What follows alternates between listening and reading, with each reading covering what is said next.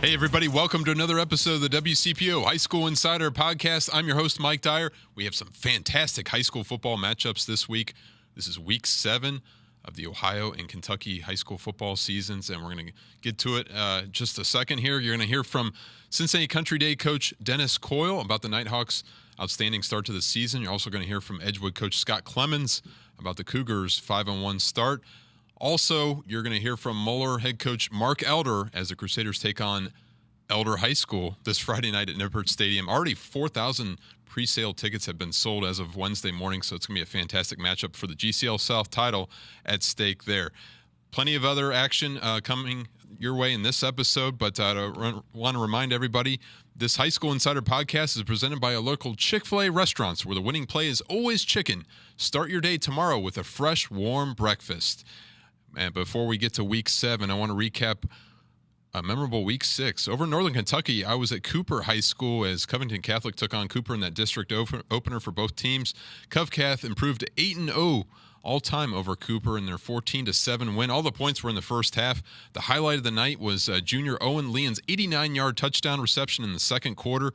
The Colonels have won 5 consecutive games. I was able to catch up with CovCath head coach Eddie Eviston after the game.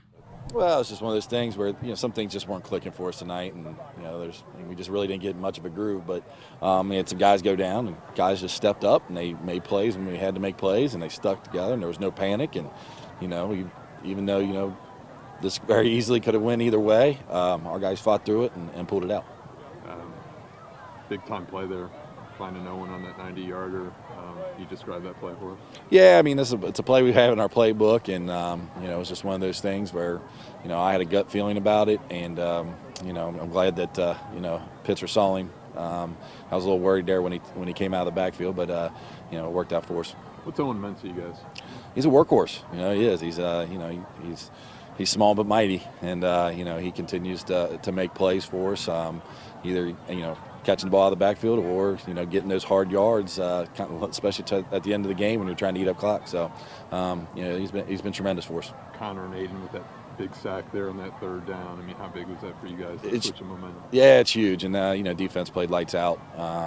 Pretty much the whole night, especially when they had the field position and we had to kind of hold strong and kind of force them. And they were making some first downs and moving it, but we were kind of bending but not breaking there at the end. So it was good to see. 5 in a row, Eddie. How's it sound? I mean, what do you like the most about this? Yeah, it's good, but we all know it's still a long road ahead, and but I'm proud of our guys. I'm proud of how they're working, and we're gonna go back to work, and we're in that district play right now, and this district, in my opinion, is one of the toughest in the state, and so we got to be ready to go.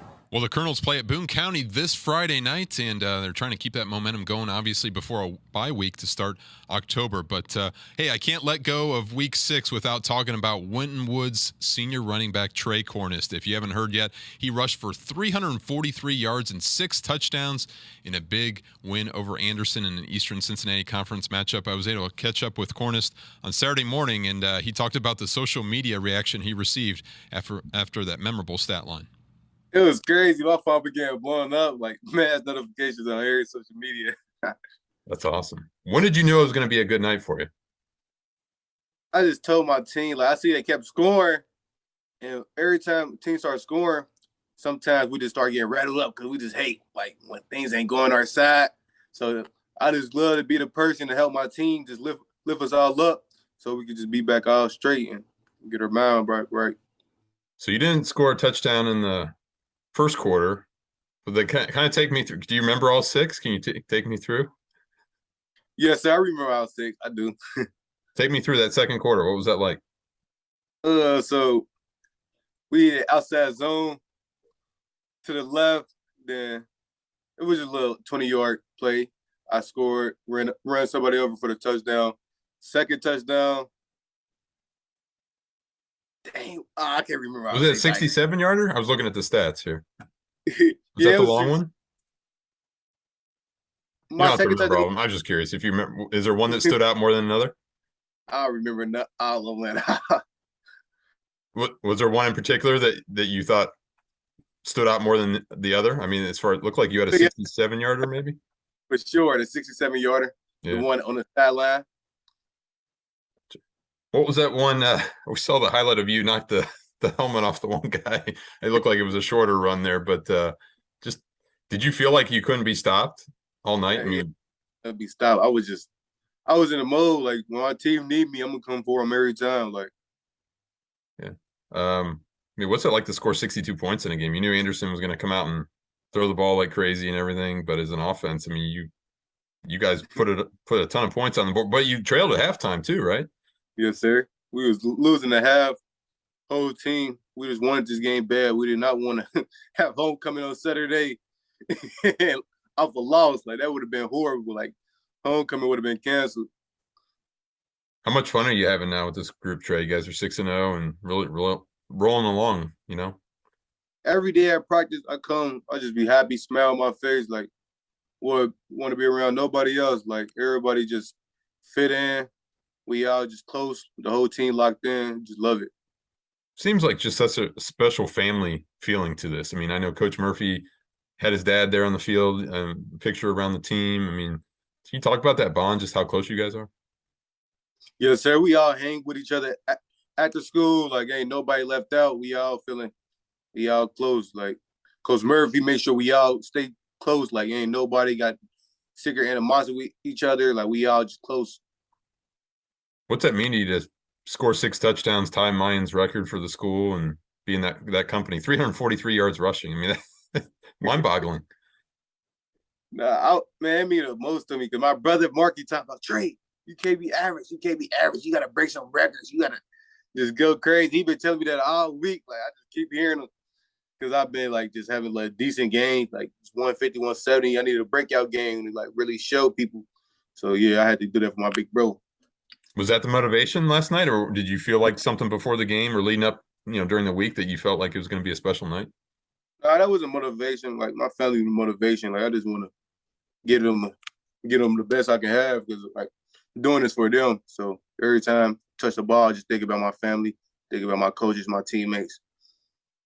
You're wearing the Georgia Tech hat Yeah, very proudly today. First of all, when did you commit to them again? In the summer before school started. I mean, what's it like knowing you're going there, and just I'm sure the Georgia Tech fan base and the coaches are really happy and seeing everything you did last night. The fan base is going crazy right now. They super excited to have me up there. They treat me real good, show me mass love. Yeah, I love my school. What did you like most about Georgia Tech there when you committed? The coach. I love the culture, like the city of Atlanta, what they trying to build, like how the program, what it's going to get to, like what they trying to make it, mess with it. Great. And got another big game coming up, Winton Woods playing Kings. Tell me about that, what that showdown is going to be like next Friday. I feel like it's just another game.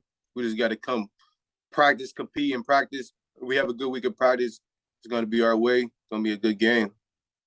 Well, Cornish, who verbally committed to Georgia Tech this past summer, he added scholarship offers from Alcorn State and Toledo just in the past few days. I spoke with Coach Chad Murphy over there at Winton Woods, and he said he's going to be sending out a lot of film to college coaches this week. And anytime you have 343 yards rushing and 6 touchdowns, by the way, that 6 touchdowns, that tied a school record with Mayan Williams, the running back who's now at Ohio State University. And so anytime you're in that upper echelon, that elite status, the college coaches will be coming to call either your head coach or figure out a way to get you some attention in the recruiting trail.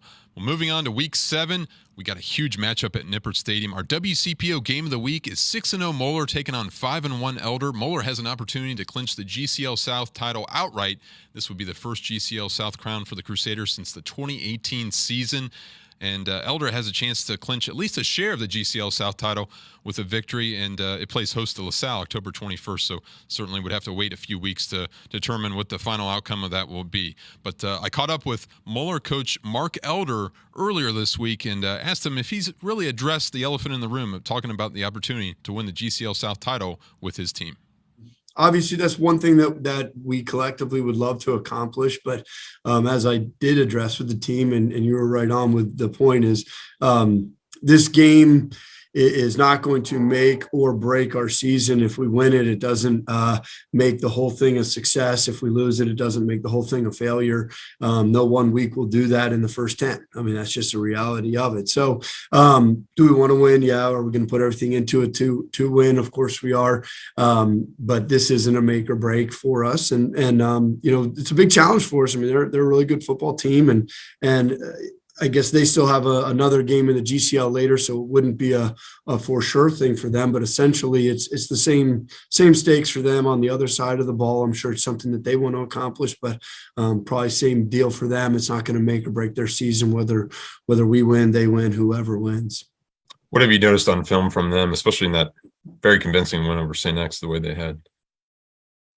Yeah, they're really good on in all three phases, honestly. So defensively, they're really active. I think that their linebacking core is really good, one of the better that we've seen, if not the best.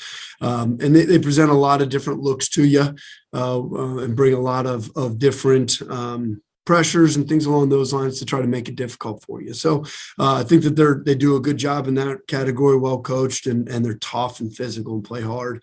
Offensively, they're quite a bit different than they were a year ago as far as what they're doing. I really think Doug does a great job as far as looking at his personnel, seeing what he has, and it fits within what they do, but changing it from a year-to-year standpoint to really fit the personnel to get the best out of it. And their quarterback is throwing the ball well and running the ball well. The Flowers kid, number 4, is a really tough, strong runner.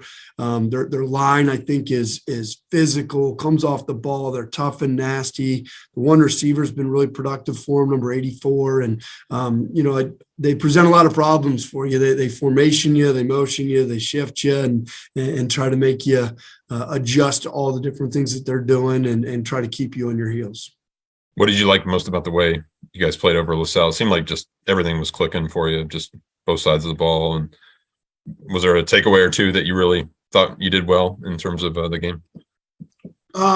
Well, I thought that, again, we were able to be balanced. We were able to run the ball effectively. We were able to throw the ball effectively. Protected the football. We didn't have a bunch of turnovers and things along those lines. So I thought that was really good to see. Weeder was dinged up a few weeks back, and it was good to see him back in his old form and playing well, which was really, really nice. And then defensively, we hadn't been playing very well on third down. It was really positive to see us go out and have a good day on third down. Would have liked to have limited the explosive play that we gave up, unfortunately. But, I was pleased with our performance defensively and really how we played in some critical situations. Obviously, Jordan gets so much of the spotlight, and deservedly so. But just can you talk about Alec Weeder, what he's meant to the team, and just his perseverance, maybe how he gets along with Jordan as well, just how key of a cog he is to that offense. Yeah, those two get along great, and as far as that stuff is concerned, I both of them see the value in having both of those guys. You don't want to be the guy that's having to carry the ball 35 times a game. If you're lucky enough to be playing in week 13, 14 beyond, if you're carrying the ball 30, 35 times a game, you're going to be pretty beat up at that point in time. And so they both are very, very, they're excited when the other one, you see one of them score, the guy's running over to congratulate him. It really is a great working together teammates, and they care about each other. They want to see each other succeed and so forth. So Weeder's been fantastic throughout his career here. It's a great 1-2 punch with those guys.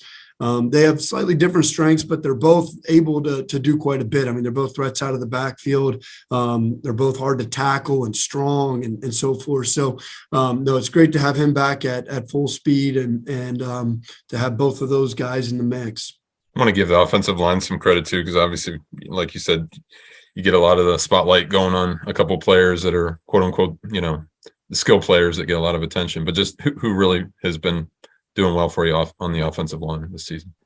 Yeah, I was talking with our O-line coach about this earlier in the week, and I mean, really, we're pretty fortunate. We've got 5 seniors up front that are collectively really well, and we do give an offensive lineman of the week award every week, and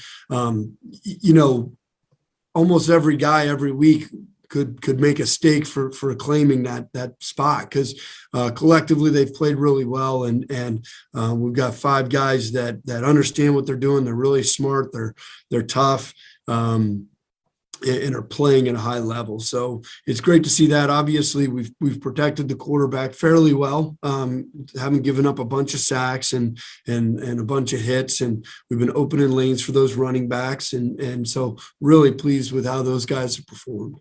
What about Luke, just the way he's managed the offense? I mean, what's that been like for you guys? Yeah, I mean, Luke and Drew were in a battle throughout camp, and Luke just pulled ahead at the end of camp, and it's been great to see what he's been able to accomplish. I mean, this is his first year as a starter on varsity, and what he's been able to do. Here's how I always assess the quarterback play and what you want to do in the throw game is you want to protect the football, and he's done a really nice job in that. I mean, hasn't thrown the ball to the other team, hasn't taken too many chances with the ball. The couple times that it's had opportunities for interceptions, it was the right time. You're putting the ball up, trying to give your receiver an opportunity to make a play. So he's been very good in that regard. He's been efficient. I mean, we're throwing high percentage completions and so forth. He's taking what's given. He's not forcing the ball when it's not there, which is nice to see. And then he's also been explosive. Sometimes you can dink and dunk it and throw for 70% completions, and all your throws are under 10 yards and so forth. Well, he's throwing the ball down the field for long balls as well. And so when you have that, I call that the trifecta, when you protect the football, when you're efficient in your throw game, and you're also able to have some chunk plays where you're throwing the ball down the field and stretching them vertically, you're pretty darn good in the pass game. And he's done really an outstanding job in all 3 of those categories. How different will it be to play at Nippert this week? Yeah, I think that the atmosphere is going to be pretty neat. That I'm excited for that for our kids. We always want to, as part of our scheduling philosophy, we always try to get home and home games in our non-conference games. But if we can't, then we're always seeking out what's going to be a great atmosphere, like the Massillon game. We went up there. I mean, it was pretty cool, neat setting, and a ton of people there. And I think that this has the makings for something similar to that, where 2 really good teams with strong fan bases playing at Nippert, which will be a electric atmosphere. And I've been in that stadium a bunch, and it's a loud stadium. I mean, that's something that if we do get good numbers in there, it echoes in there. I mean, you can have that thing be a really, really loud environment and a hostile environment and a tough environment to play in. So I think it's going to be one of those games that for our players, they're going to remember for years to come. I mean, they'll be an old man like me and be remembering this game as a special one. And I'm excited for the opportunity and what a neat game against another GCL rival. It's so hard to probably pinpoint maybe one factor or two, but do you think this game could come down to a turnover or two? Could it be that close in the end? Yeah, absolutely. I do. I mean, I would be surprised if it doesn't come down to a fourth quarter ball game on one way or the other. I mean, obviously everybody's got the opportunity to go and lay an egg. I mean, but I don't see that happening. I mean, this is 2 teams that if we both go out and play good, solid football like we've been capable of and shown that we've done this year, this is going to be a fourth quarter ball game, and it's going to be awesome. Well, as you heard from Coach Elder there, he wouldn't be surprised if this game came down to the fourth quarter, and maybe it's predicated on a turnover or two, but both these teams evenly matched, both top 5 teams in the state of Ohio, and they can certainly see each other later down the road when it comes to the playoffs. Both teams are primed for a deep postseason run when it comes to November and even possibly beyond.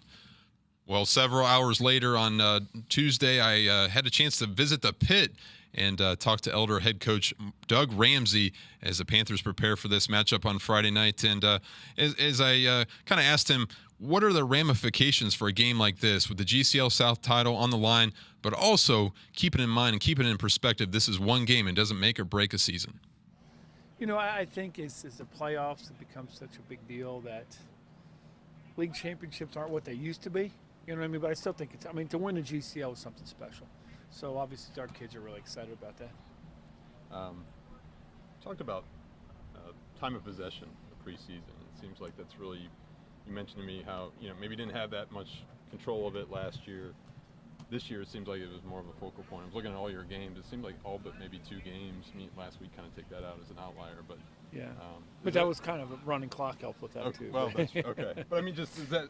Can you talk about the strength of maybe that aspect of the offense? Yeah, balanced? when I talked to you back when we were at Chick-fil-A, you talked about offense and defensive line, how important I thought that was. And if you look at what we've been able to do, we've been pretty good against the run. So we've kind of made some of these teams that we played one-dimensional, and gotten off the field pretty quickly. On offense, we've been able to possess the ball. We're much better at running the football this year. We're bigger on the offensive line. Last year we were just so small on the offensive line. It made it really hard to run the ball. This year our guys have done a really good job, and we're using different people. Like Luke Flowers is our tailback, but we use both of our quarterbacks to run the ball as well. Justin Ray sometimes on the jet sweep, so we're trying to spread the ball around as much as we can. In the same way in the passing game. We've got a lot of guys. Our fullbacks caught passes, our tailbacks caught passes, tight ends caught passes. 5 different receivers caught passes. Just trying to spread the ball around as much as we can. How well has Ben managed everything? Really well. He's I'll be honest, he surprised me. I thought he had a chance to be a pretty decent player, but you look at the first couple games he came out, he was smoking through it. I mean, he couldn't miss, and then he's added to that a little bit more with the run game. He's over a couple hundred yards rushing, and he's had big plays. Last week he had a big run. We were running counter to the right, and he saw it open to the left, ends up, taking off for like a 40-yard touchdown run. But he's made a lot of big plays like that for us.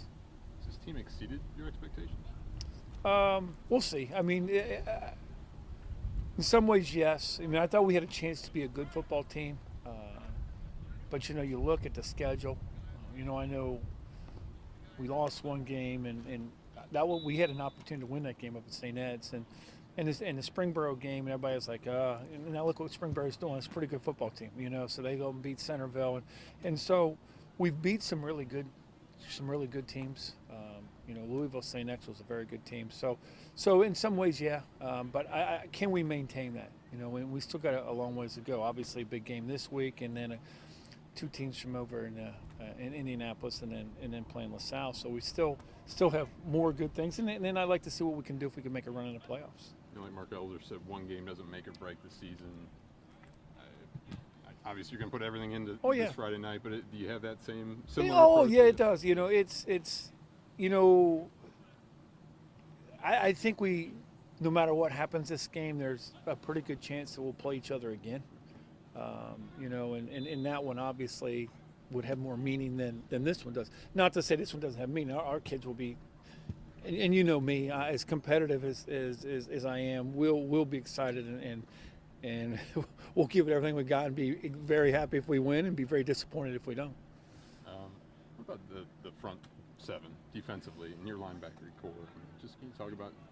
Yeah, well, first, I think we have to start with Samari Freeman at nose. He's been exceptional. 3-year starter for us. He's not a really big guy. He's probably under 220 pounds now, but he is really hard for people to block. It's funny that every team that we played, before or after the game, the coach has made a comment to me about how good Samari is, and so it starts here in the middle. Liam Hewlin's had an outstanding season as defensive end. He's the guy probably that's surprised me the most. He did some good things last year, but he's just been exceptional. Liam McKenna, the other defensive end, has played really well, junior, and just really learned how to play football. He didn't start playing football until he got to Elder. In his freshman year, he was a backup tight end, so he hasn't played a ton of football. And then at linebacker, I think Ben Volkerding is the guy that's been really good. We've had some injuries there, we're playing probably. We moved to DB to play there, but I think Ben has been kind of that guy, and Josh Dugan has played really well too. I think those 2 guys have been really good. And then Maddox Arnold, who is a sophomore playing, he's not he's not there yet as what he's going to be. He's going to be a big time linebacker, but he's getting better every week. So I think when you have those guys playing the way they do, like I said, making teams one dimensional. It's hard for teams to run the ball. Last week X threw for a bunch of yards, but I think when you get down into the red zone, it's hard to score if you can't run on people. We stuffed. They were first and goal at the 4 right before half and ran 4 plays, and couldn't get in the end zone. Those are the kind of things that are game changing. Obviously, Moeller has a star running back. Everybody knows about him, but what are they doing so well offensively? Well, the fact that they have him and an unbelievable wide receiver, those two guys are different. They got a lot of good players. You look at them offensively, defensively, at every level. They've got we've got a couple good linemen. On defense they've got D linemen, linebacker, safety. It's a good player, corner's a good player. But they have two big time difference makers on offense. With their running back and wide receiver. And I say the wide receiver is he's just freaky athletic. We talk about guys that are fast, and he's really fast, but he also can change directions and all those kinds of things. He puts a lot of pressure on you, and then when you surround two guys like that with 9 other guys that are good high school football players, and it makes for a really good offense. You're talking about Tanel Bryant. Yes. Yep. Gotcha. Do you think this game comes down to turnover too in the fourth Yeah, quarter? it could. It could. We got. We've done a great job in special teams. I think we got to keep doing that. We can't let them have any big returns or anything along those lines. But yeah, I don't see this being a game that one team is going to walk away with a big win. I think this will be a tight game all the way through. It's the kind of game that invigorates you. I mean, like you obviously, wears me out. Well, I guess my point is you've accomplished so much. I mean, is this a reason why you come back to coach? I think and that's our schedule. That's what I enjoy so much. It's hard, but put the line up and play the teams that we played, and then you get into the league play. The game last week, playing X here is always one of those games. It's just even playing wherever you play them, and now this Moeller game, with them being as good as they are, us trying to get where they're at. It does. You don't want to say it, but you actually put more work into these games than some other games that you do because you see what a great opportunity that the kids have to win a game like this, and so we're as coaches. I know we're working really hard to try to put the game plan together, put these guys in the best position for them to win. Well, this is going to be an electric atmosphere. You could hear from both coaches. These teams are really putting a lot into this game. And obviously, as I mentioned, you want to keep some perspective. You want to stay healthy as you head down the stretch run of this regular season. But this GCL South title is certainly something special, and it's a first goal for each and every one of those 4 teams in that conference that receives plenty of attention year in and year out. Well, I remind everybody, this High School Insider podcast is presented by our local Chick-fil-A restaurants, where the winning play is always chicken. Download the app today for easy ordering. I want to switch gears now to Division II, Region 8. It's such a loaded region, Winton Woods, Kings, and Edgewood. I want to place my focus on the Cougars of Edgewood. They are number 3 in that region. They play host to Northwest on Friday night. The Cougars have won 5 consecutive games, and I was grateful to be able to catch up with Edgewood coach Scott Clemens this week as he talked about the keys to the Cougars' success. The biggest thing, is just the way our defense is playing. They've played some very tough opponents that run the ball well, and, their tenacity and, their physicality playing the ball. And then offensively, just how everything's coming together as far as, the O-line gelling, and then our play action pass off our run stuff is doing real good right now. So, just the overall physicality of our team and how they're playing is the best thing that, that I like about what we're doing right now. We'll start with your defense here. Obviously, you got a lot of standouts here, but senior safety Brick Barker, 2 interceptions, had a 32-yard pick 6 there in the Mount Healthy game, 54 tackles overall. You have Wyatt Walter, junior linebacker, 46 tackles, and senior defensive back Jake Valerio. Yes. Am I saying that right? Okay. 50 tackles and an interception. What have those guys meant to you guys on defense? Well, a lot. Like I said, Brick and Jake's played together for a number of years. So, just the trust factor they have back here and what we ask them to do. I mean, Jake is our strong safety. So, sometimes he's got to play out in space, but then, we're playing those run heavy teams, he's got to get his nose down in there and play like a linebacker. So, he finds those windows and, he good job reading, sideline to sideline and making adjustments. And then, like I said, Brick's kind of that center fielder in the back. He's got to, once again, can't get beat deep, but then once again, when you see that run, you got to get downhill and make plays in the alleys and stuff like that. So those two do a great job of, communicating and playing well together. Then Wyatt and Evan Swartz are two inside linebackers. They're both just doing a good job getting guys lined up in the right spots, and their size helps out a lot. Wyatt's 6'3.5", and Evan's 6'2.5". So they're long linebackers that can create. They can cover a lot of space and a lot of area. You're known for your wing T offense, obviously. Who's really played well offensively for you right now? And that's the great thing about the offense. If you look at our stats and our games, Tavion's, of course, our workhorse back here at that fullback spot. He's been back here for 4 years now, so he's definitely that. But just those other games where Braden goes off, and then another game, when Jake goes off. So those three back here are doing a great job. Just depends on the week and the time. And then the good thing is, like I said, Riley's doing a good job. Those games where we got to have that play action pass, work out well for us. Teams want to get too nosy, trying to stop the run or whatever. He's finding those receivers and hitting big plays for us. Number 3 in the Division II Region 8 computer point standings. Do you look at that often as a coach, or do you not worry about that? I've gotten both sides of that for as far as coaches go, but how important is it to host a first round playoff game? Region 8 is a great representation of our state when it comes to Division II football. You got, Wentwoods, Kings, LaSalle, a lot of great teams, down in this area. And, Xenia's, doing a great job up there, Nerd Conference. You got Pickle still sitting up there. So from Dayton down to Cincinnati, you got some great Division II football teams down there that represent, the area very well and tough teams, and they go out and play tough opponents each week. So, you look at that and that's what you always strive for, that league titles, always the ultimate first goal you're trying to get to as a team. But then when you can get playoff games for your community and, for your team and stuff like that, that's huge too, especially for the state now where you can possibly get two, that's 2 more weeks of your community getting to stay home and watch your young men play. Your booster groups get, 2 more weeks of, having people go to the concession stand and make money that way too. So, it's always big the more times you can stay at home and get those opportunities, to be in that top 4, of your region. And just a final thought, Coach, you've been at this a long time. Just what's it like to coach this group this year? I mean, what's it? How enjoyable has it been week in and week out? Great. I mean, like I said, it's just, it's awesome. A group of young men. And like I've told the newspaper guys before, just the amount of work they put in. We ask a lot of people, I think, with high school and college, you see, the pro and the college level.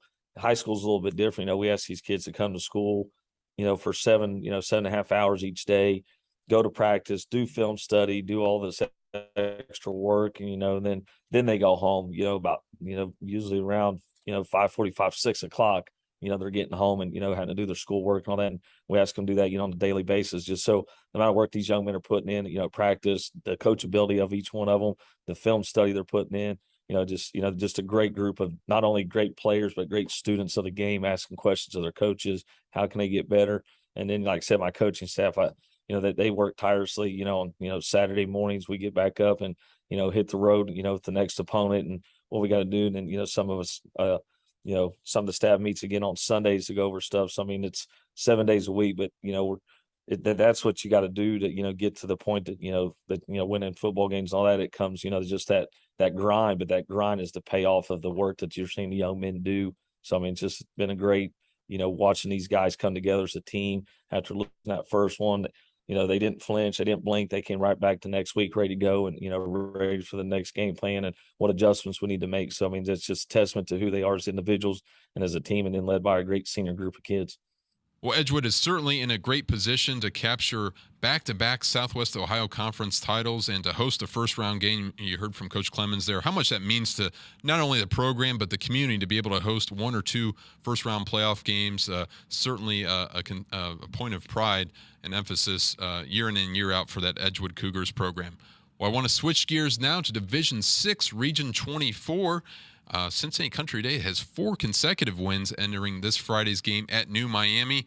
I connected with Nighthawks coach Dennis Coyle this past weekend, and I asked him what was the turning point of the first half of this season. Well, in week 2, we got beat by Summit, who's our rival, and I've been really proud of our boys since that game to regroup and focus on getting better. We had a lot of guys returning from last year's team that made the playoffs and was league champs. And they've really done a good job of growing up and developing this year. We had to replace an all-league running back, and Ashton Snell is actually playing at Wittenberg and made the travel team up there. And Lee Thomas in the last couple of weeks has really stepped up at tailback. Parker Corbin and Elijah Gutman, we have 2 quarterbacks we've been playing, and they've both played really well for us throughout the year. And I'm excited about that. Our offensive line has really done a nice job. We've been running for over 200 yards a game right now, and we're working on our passing game. Both of our quarterbacks throw the ball well, and we're still working on some of our timing issue. As a small school, I don't do a lot of 7-on-7s in the summer, and I felt that really hurt us against Summit this year. We weren't ready to defend their spread offense as well as we should have been, and that was on me. And our kids just continue to do what they're coached to do and are working hard and getting better. So it's really been a team effort. Our defense has been playing really well. And hopefully we can just continue and avoid that injury bug. Anytime you lose to a rival, obviously you're going to learn something from that, and either one or two directions. It makes you better, or maybe it takes you down for a few weeks. But what kind of sense did you get from the players after that game about maybe a refocus and just or was it just a quick, hey, we're on to the next game? I mean, how did that go for them? It was pretty quick, and we bounced right back. We haven't beat them in a while. And it's in our crawl, and it's something we want to get back to competing with them better. And I think the big thing from our kids is, in my 4 years here, it was the first time we walked away from the game thinking we were as good as them. The first 3 years, I think Summit had a better football team than we did, and we feel we're trying to close that gap, and we're getting closer. And that's something our kids know. And I think that if you gain confidence from a loss, but I think our kids actually gained some confidence because there's a lot of things we did well in the game, and we were able to see the things we didn't do well. And we have really great kids here that understand, we want to play to our standard, and we want to be the best version of ourselves that we can be. And when we watched that game, we realized there are areas that we can improve in. And quite honestly, we've won our last 4 games. In the last 2 weeks, we played 2 of the better teams on our schedule with St. Bernard last night, and then Park Tudor the week before.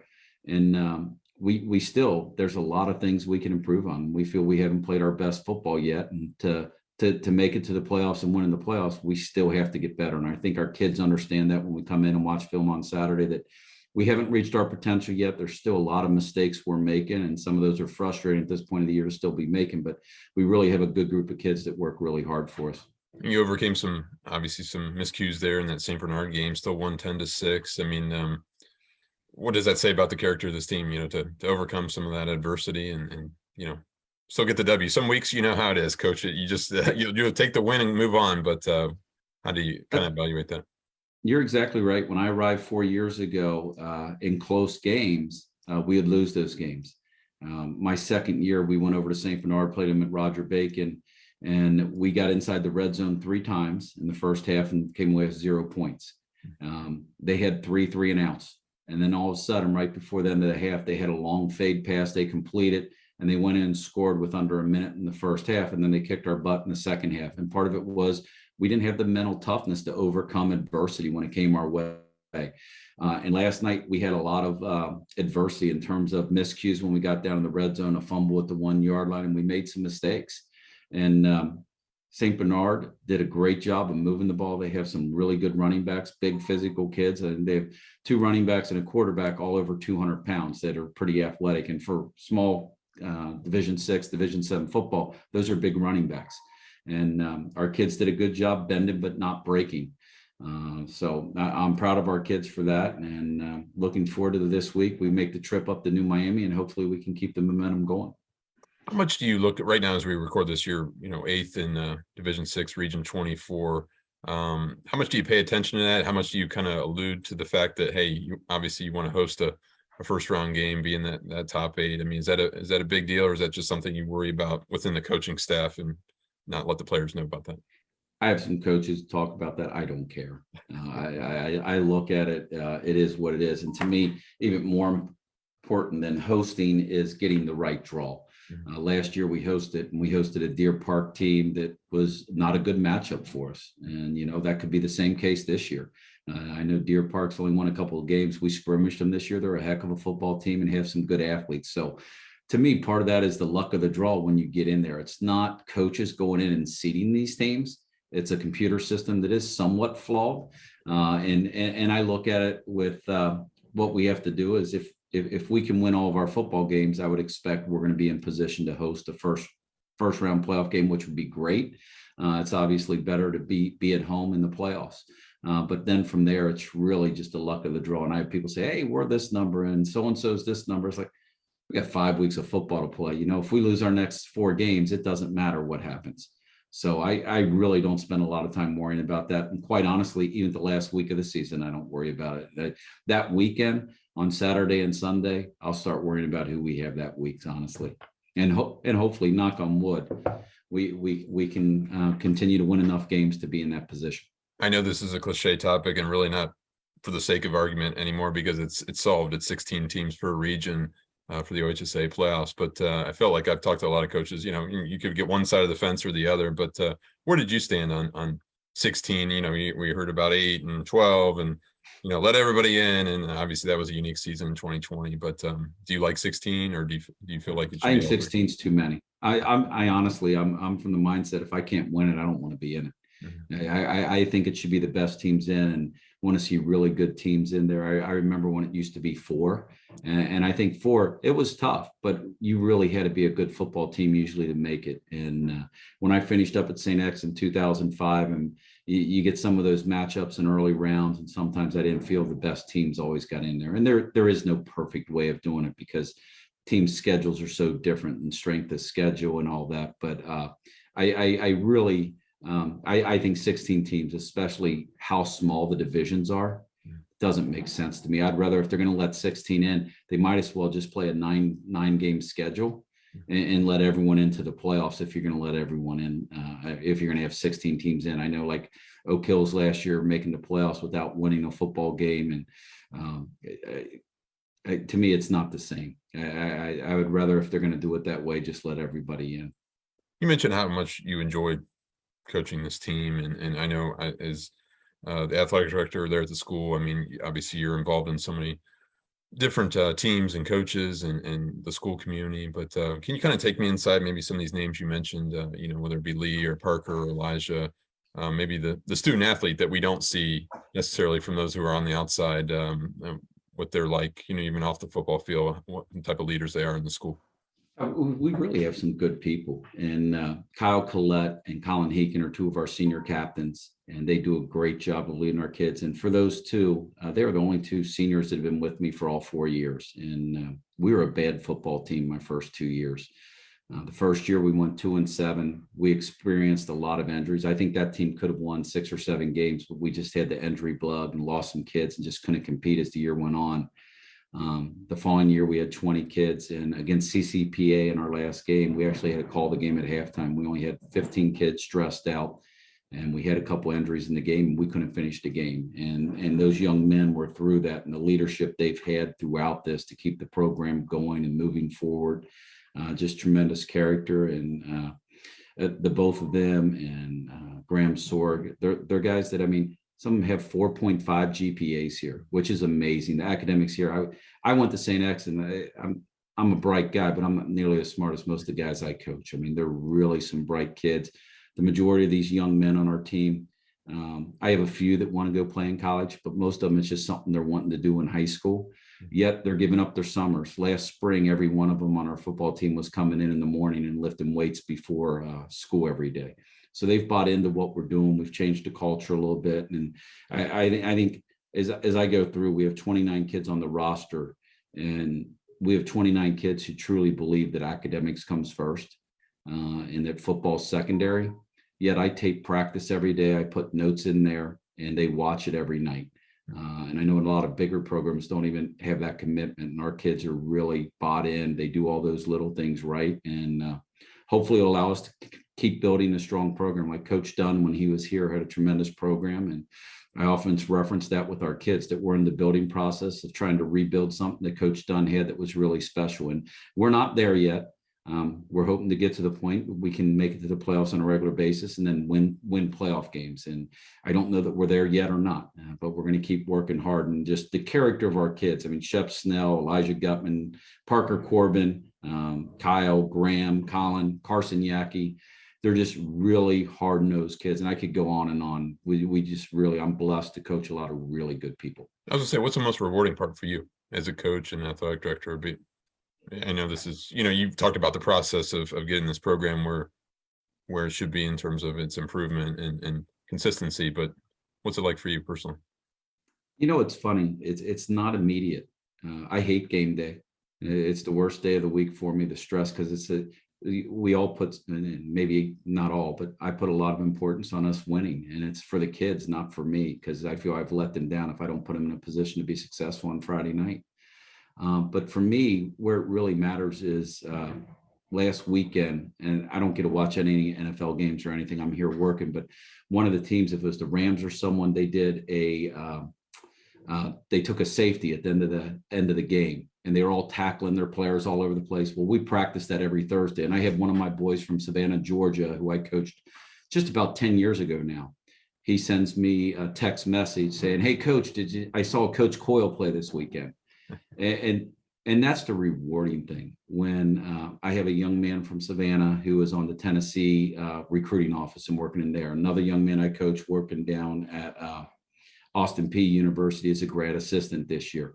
I have some that have become lawyers, some that are in medical school and becoming doctors.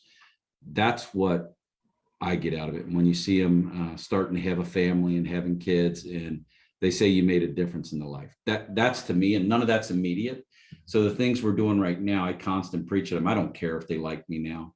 My hopes are 10, 15, 20 years from now, they say, Coach Coyle made a difference in my life. And sometimes I'm not sure if I am or not. I make plenty of mistakes every day, but my hopes are long-term, I do more good than I do bad for the boys, and that we're teaching them a lot more than football. Hopefully we're helping them be better leaders. I think our world needs leaders now more than ever.